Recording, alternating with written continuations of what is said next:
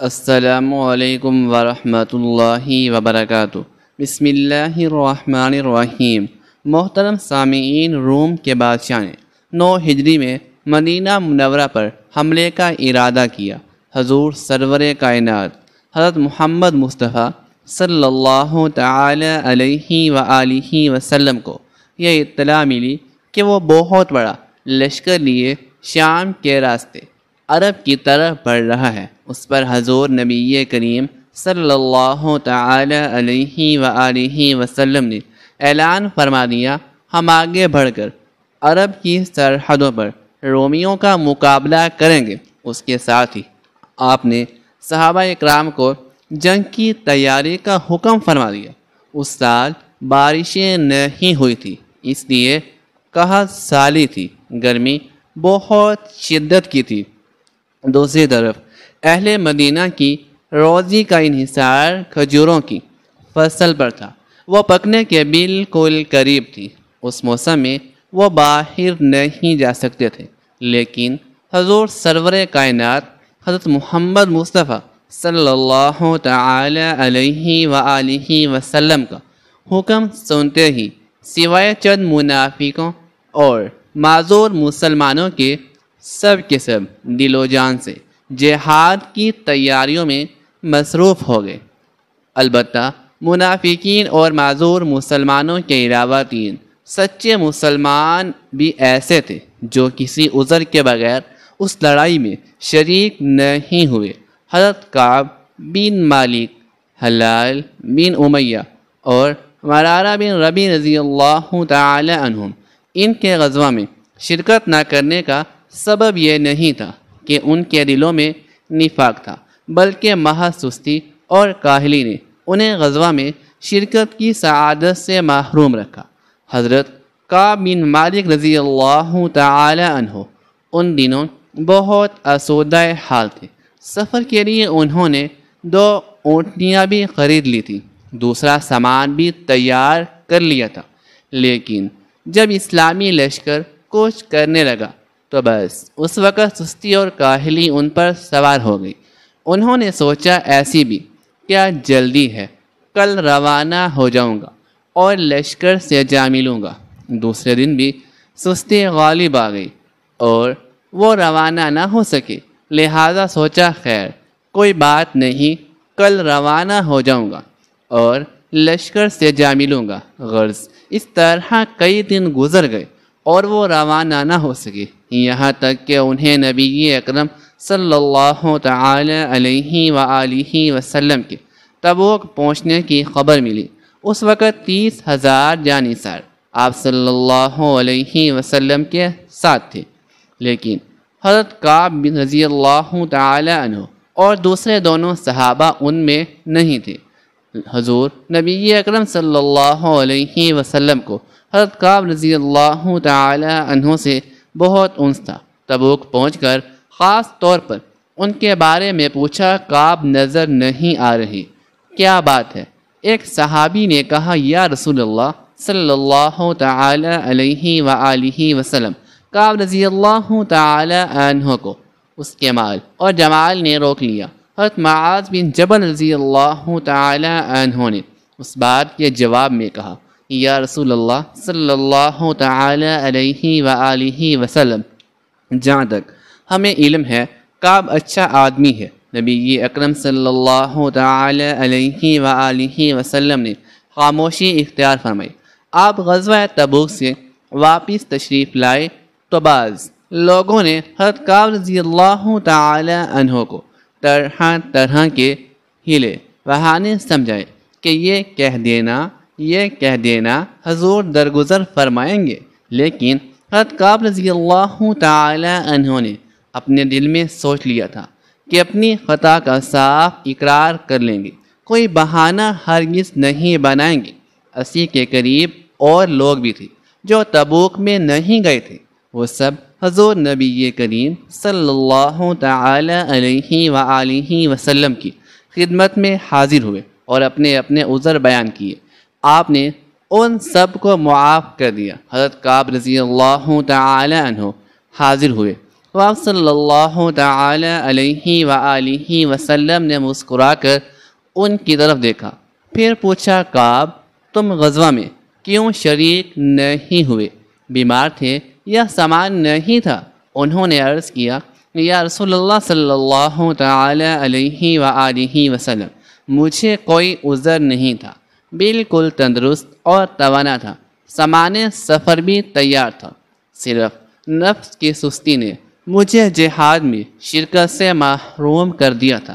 جواب میں آپ صلی اللہ تعالی علیہ وآلہ وسلم نے فرمایا تم نے سچ کہا، اب گھر جاؤ اور اللہ کے حکم کا انتظار کرو۔ یہی صورت حضرت مرارہ بن ربیع اور حلال بن امیہ رضی اللہ تعالی عنہما کے ساتھ پیش آئی۔ آپ صلی اللہ تعالی علیہ وآلہ وسلم نے تمام مسلمانوں کو منع کر دیا کہ کوئی ان تینوں سے بات نہ کرے۔ حضرت کعب رضی اللہ تعالی عنہ واپس آئے۔ ان کی قوم کے بعض افراد نے کہا تم نے اس سے پہلے کوئی گناہ نہیں کیا تھا، اگر تم کوئی عذر کر دیتے تو رسول خدا صلی اللہ علیہ وآلہ وسلم اس کو ضرور قبول فرما لیتے۔ حضرت کعب رضی اللہ تعالی عنہ فرماتے ہیں میں نے ان لوگوں کی بات رد کر دی۔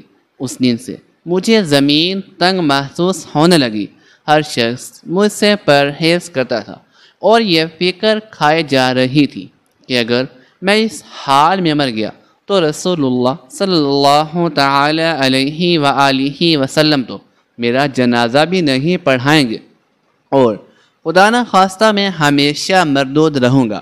غرض میں نے 50 دن سخت کرب اور مصیبت میں گزارے۔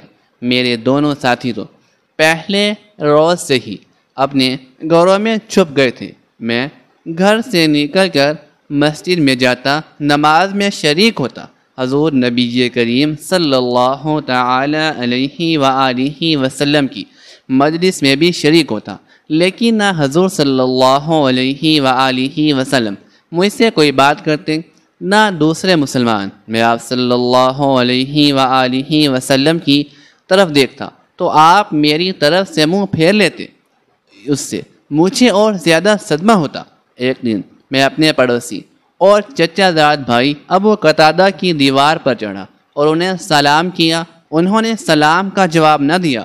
میں نے انہیں قسم دے کر پوچھا ابو قتادہ تم خوب جانتے ہو میں اللہ اور اس کے رسول صلی اللہ علیہ وآلہ وسلم سے محبت کرتا ہوں۔ ابو قتادہ اس پر بھی خاموش رہے۔ میں نے 3 بار اپنے الفاظ دہرائے تو وہ صرف اتنا بولے اللہ اور اس کا رسول ہی بہتر جانتے ہیں۔ یہ سن کر میری آنکھوں سے آنسو آ گئے۔ ایک دن میں مدینہ منورہ کے بازار سے گزر رہا تھا کہ ایک قبطی عیسائی ملا۔ وہ غسان کے بادشاہ کا خط میرے نام لایا تھا۔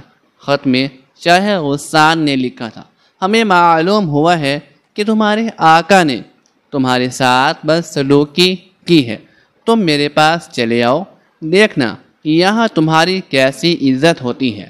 یہ خط پڑھ کر میں نے انا للہ و انا الیہ راجعون پڑھا کہ یہ دن بھی دیکھنا تھا۔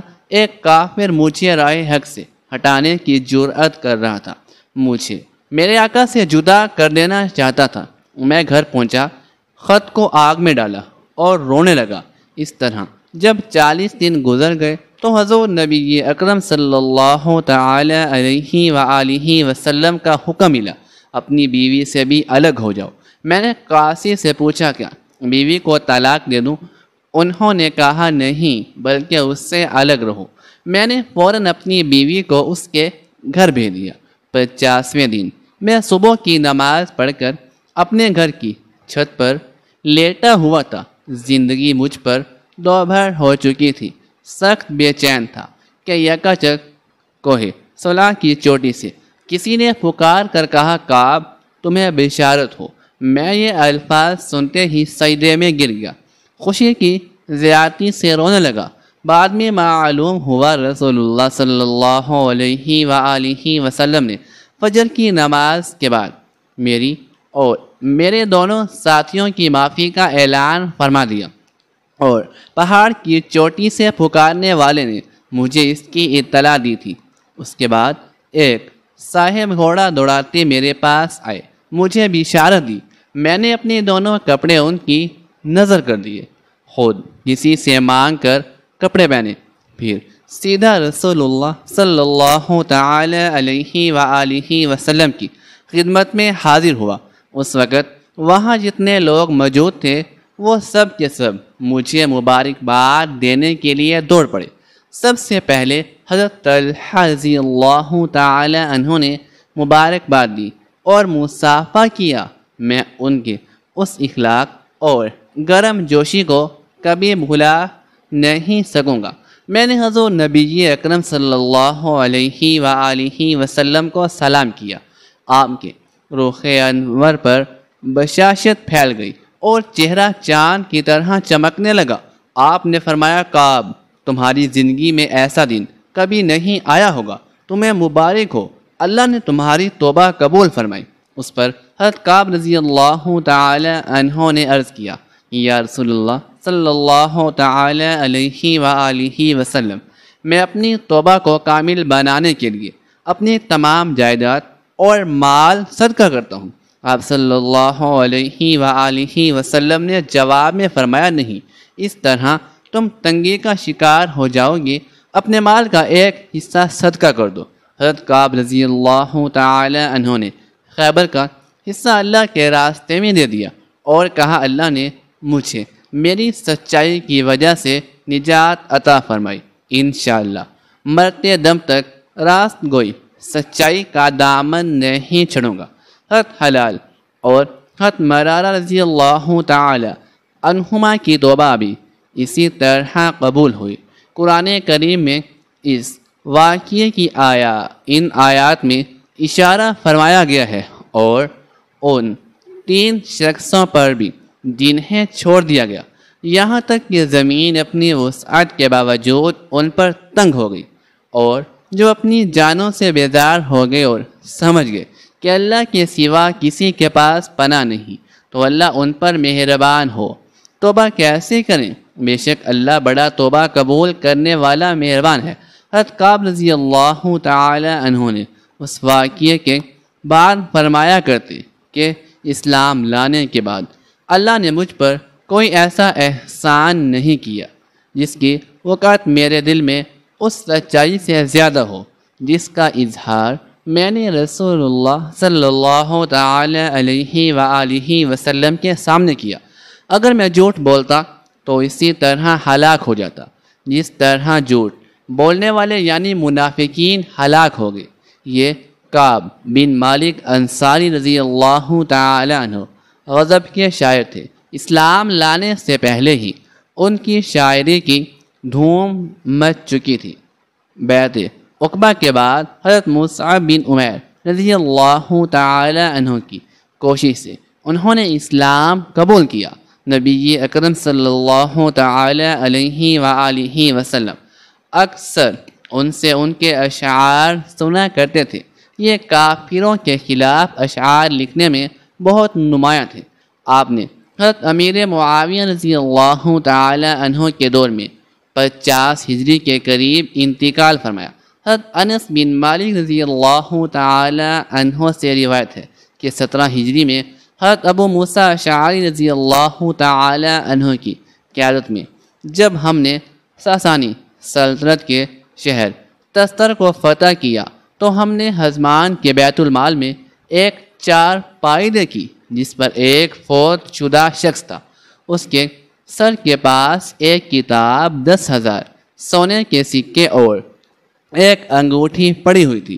ہزمان جو کہ تستر کا گورنر تھا، اس کا کہنا تھا کہ اس فوت شدہ شخص کی چارپائی ہم باہر رکھ کر بارش، دھوپ اور اناج جو بھی مانگتے ہیں اللہ پاک ہم کو کثیر تعداد میں وہ عطا کر دیتا ہے، اور جب بھی کسی شخص کو قرض کی ضرورت ہوتی ہے تو وہ یہ سونے کے سکے لے جاتا ہے اور اس کے بدلے میں قرض لے جاتا ہے، جس کی وجہ سے وہ مالا مال ہو جاتا تھا اور سکے پھر سے واپس لا کر رکھ دیتا ہے۔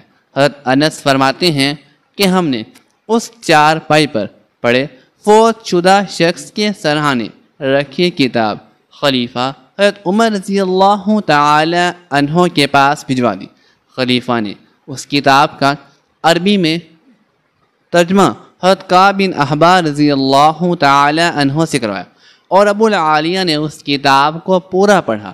حضرت انس رضی اللہ تعالی عنہ نے فرمایا کہ میں نے ابو العالیہ سے پوچھا کہ اس کتاب میں کیا لکھا، تو فرمانے لگے امت محمدیہ کی سیرت، معاملات دین، تمہارے لہجے اور بعد والے حالات۔ فرماتے ہیں کہ وہ فوت شدہ بندہ اللہ تعالیٰ کے وہ گزیدہ پیغمبر حضرت دانیال علیہ السلام تھے اور تقریباً 300 سال سے یہ چارپائی تستر والوں کے پاس تھی، اور یہ معلوم نہیں کہ انہوں نے حضرت دانیال علیہ السلام کو کس مقام سے قبر کھود کر نکالا تھا۔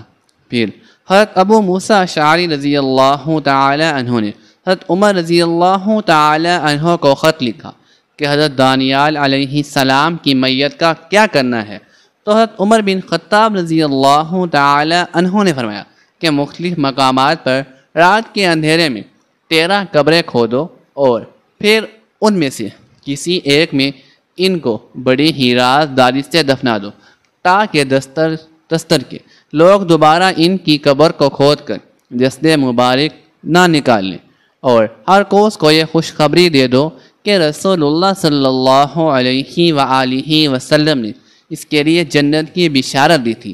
ناظرین، یہاں آپ کو بتاتے چلیں کہ حضور پاک صلی اللہ علیہ وآلہ وسلم کی حدیث مبارکہ کہ حضرت ابو اشعث احمری سے روایت ہے کہ حضرت دانیال علیہ السلام نے اپنے رب سے یہ دعا فرمائی تھی کہ انہیں امت محمدیہ میں دفن کیا جائے، اور اللہ پاک نے ان کی دعا قبول فرما لی تھی۔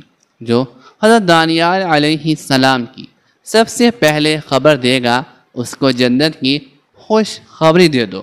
ہر کوسی وہ شخص تھے جنہوں نے سب سے پہلے حضرت دانیال علیہ السلام کی خبر حضرت ابو موسیٰ اشعری رضی اللہ تعالی عنہ کو دی تھی۔ حضرت انس بن مالک رضی اللہ تعالی عنہ فرماتے ہیں کہ پھر میں نے اور حضرت موسیٰ علیہ السلام نے مل کر گمنام جگہ پر حضرت دانیال علیہ السلام کی تدفین کر دی۔ سونے کے سکے مدینہ منورہ بھجوا دیے گئے اور انگوٹھی حضرت ابو موسیٰ کو عطا کر دی گئی۔ دوستو، حضرت دانیال علیہ السلام ہیں کون؟ آئیے اس بات کو جاننے کے لیے ہم 2500 سال پیچھے چلتے ہیں کہ جب سلیکیہ نامی مغرور شخص بنی اسرائیل پر یروشلم میں حکمران تھا، انتہا کا عیاش اور نااہل شخص تھا۔ مصر کے فرعون نے ایک نہایت خوبصورت کنیز سلیقہ بادشاہ سے اتحاد کرنے کے لیے بھیجی۔ عریاں لباس میں ملبوس خوبصورت اور حسین ڈیانا پر بادشاہ سلیقہ دل ہار بیٹھا تھا۔ ڈیانا نے بادشاہ سلیقہ سے کہا کہ ہم بسری صرف اسی صورت میں کروں گی کہ پہلے میرے خدا فرعون کو اپنا خدا مان لو اور اس کی عبادت اور ترانے پڑھا کرو گے۔ چنانچہ ایسا ہوا، شاوت کے ہاتھوں مجبور بادشاہ مان گیا، اور دن رات اب وہ عیش و عشرت میں پڑا رہا۔ انہی دنوں قوم عمالقہ کے بادشاہ بدبخت نصر نے فلسطین پر حملہ کر دیا تو پورے یروشلم کو تہس نہس کر دیا۔ اس نے بہت سے بنی اسرائیلیوں کو قتل کیا اور لاکھوں کی تعداد میں ان کو اپنا غلام بنا کر بابل لے گیا۔ انہی قیدیوں میں اللہ تعالی کے پیغمبر حضرت دانیال علیہ السلام بھی تھے۔ وہ تب نوجوان اور بے حد ذہین تھے۔ آپ خواب کی تعبیر بتانے کے بارے میں مشہور تھے۔